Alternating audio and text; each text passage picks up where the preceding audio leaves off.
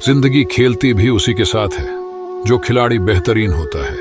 दर्द सबके एक से है, कोई हताश होकर बिखर जाता है तो कोई संघर्ष करके निखर जाता है।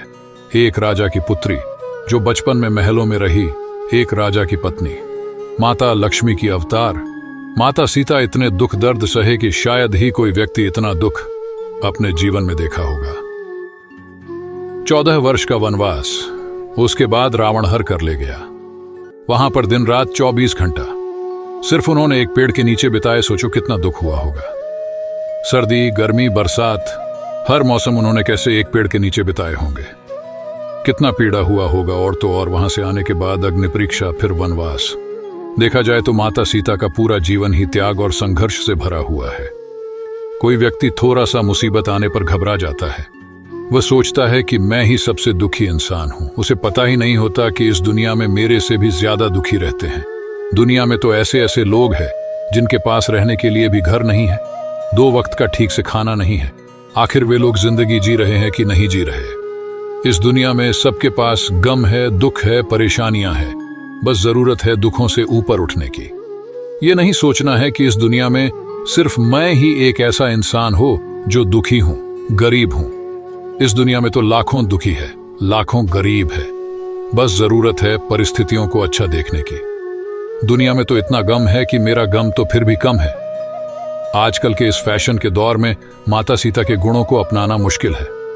एक समय ऐसा था कि कपड़ा उतारे जाने पर महाभारत हुआ था, और आज एक समय है इस फैशन के दौर में किसी को सही से कपड़े पहनने के लिए कहो तो महाभारत हो जाता है।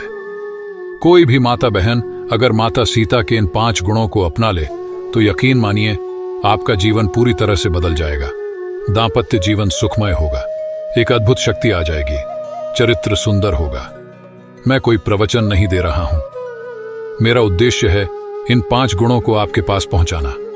इसको मानना या ना मानना आपके हाथ में है। त्रेता युग में श्री राम और सीता का चरित्र उत्तम माना गया है, जिसका अनुसरण यदि वर्तमान में किया जाए तो हर एक व्यक्ति का दांपत्य जीवन सुखमय हो सकता है। पहला गुण, सीता का समर्पण।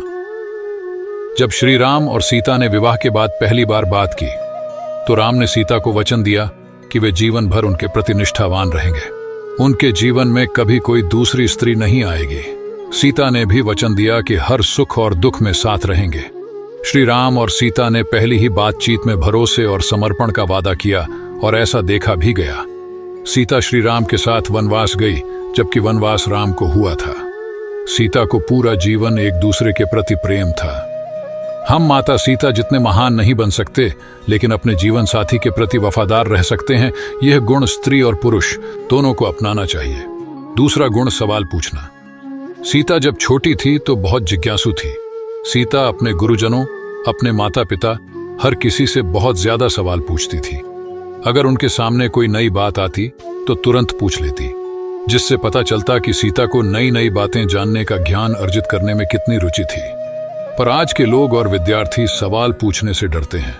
उन्हें लगता है कि सवाल पूछने से उनकी बेइज्जती हो जाएगी और लोग समझेंगे कि उन्हें कुछ भी नहीं आता। पर यह धारणा बिल्कुल गलत है।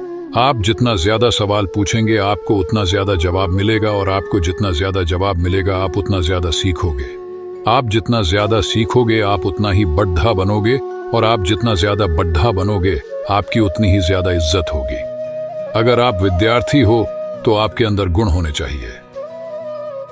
तीसरा गुण, संयुक्त परिवार। सीता जी की जीवनी से हमको यह शिक्षा मिलती है कि अपने बहन भाई, चाचा चाची, माता पिता सबका आदर करना चाहिए, सबको प्रेम करना चाहिए, उनके साथ मिलजुल कर रहना चाहिए।